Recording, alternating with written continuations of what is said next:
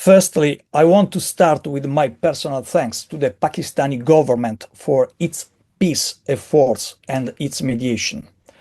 Secondly, I have an important disclaimer.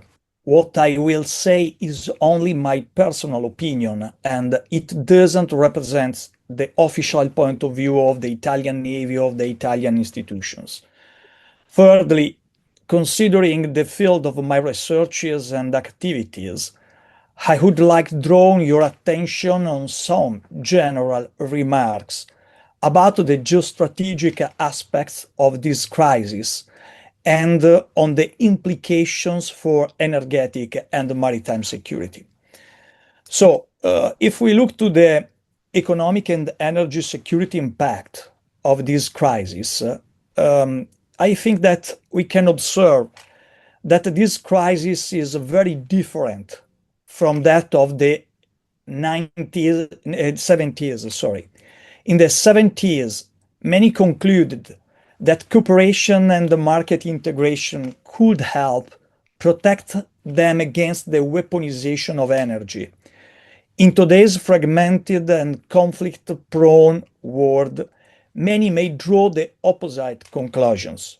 We live in an era of uncertainty, and we live in an era in which the risk of the lack of energy is very, very high.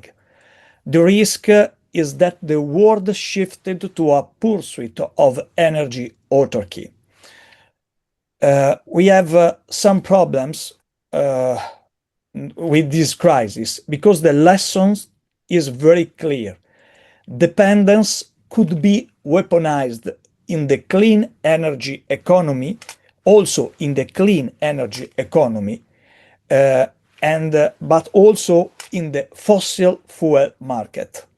The norm against targeting civilian energy infrastructure is eroding. This crisis is eroding the norms against civilian energy, against targeting civilian energy.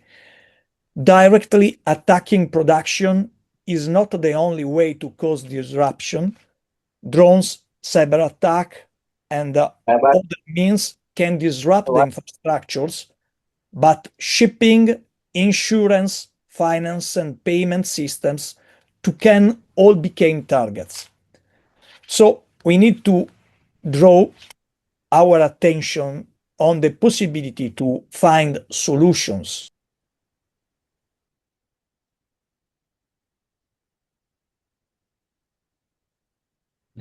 Sir, your voice is mute. If you can unmute your mic, sir.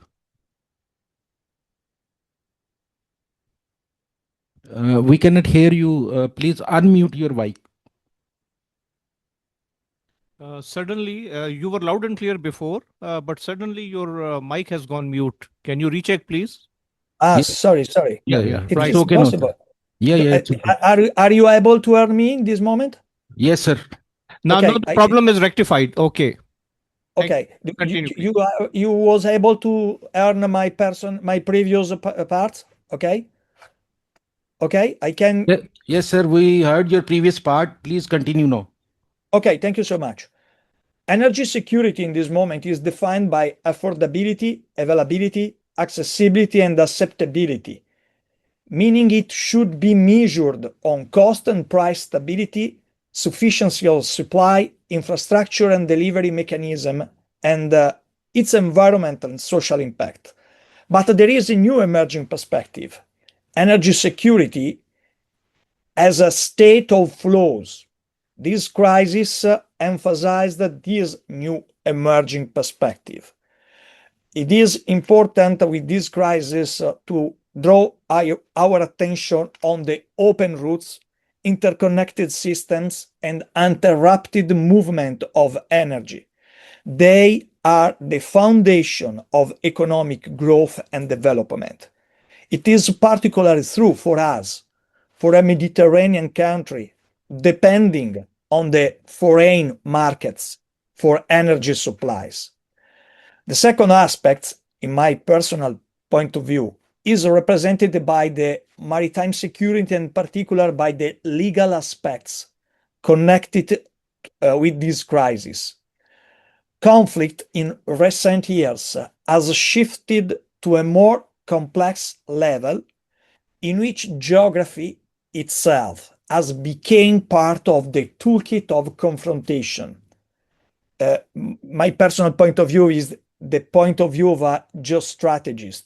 So whoever can disrupt the new arteries holds leverage that extends beyond direct military confrontation. This is the case of the Iran of today. In the Tehran's strategic view, choke points, Strait of Hormuz and Bab el-Mandeb, are natural extension of its land-based network of influence. And so Iran demonstrated that it is able to weaponize choke points. Iran has been able to use its geographic position, in particular in the Strait of Hormuz, to dial the level of threat without crossing the threshold of total closure that might trigger a massive international response. So Strait of Hormuz represents Iran's direct lever in the Gulf. Bab el-Mandeb, it is another very important tool in the hands of Iran. Bab el-Mandeb functions as an indirect extension of the Tehran's influence through Yemen. So it is important to identify some guarantees not only for Iran's and other countries of the region, but also for the international community, because choke points are points of global vulnerability of today. And so I think that we need to find shared solution. The first one can be represented, could be represented by the identification of a security framework for choke points, to recognize that security of choke points is not merely a military matter, but a sovereign, economic, and strategic question involving not only the countries controlling the choke points, but also the international system.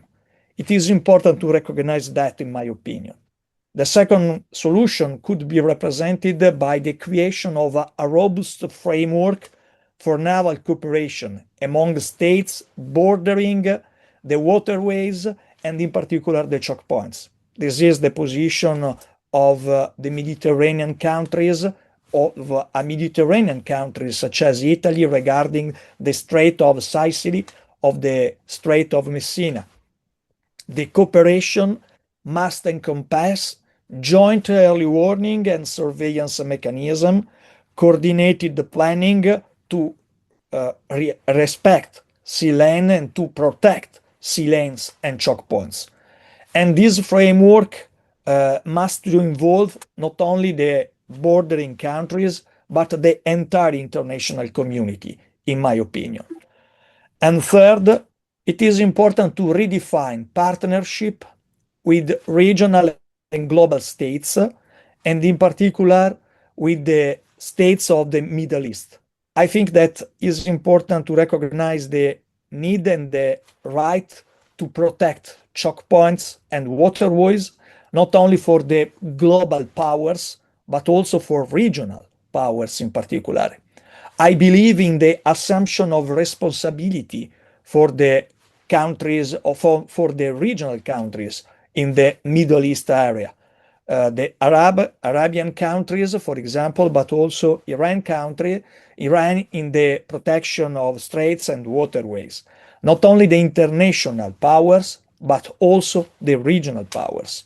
We live in a world in which the regional crisis can escalate into global crisis.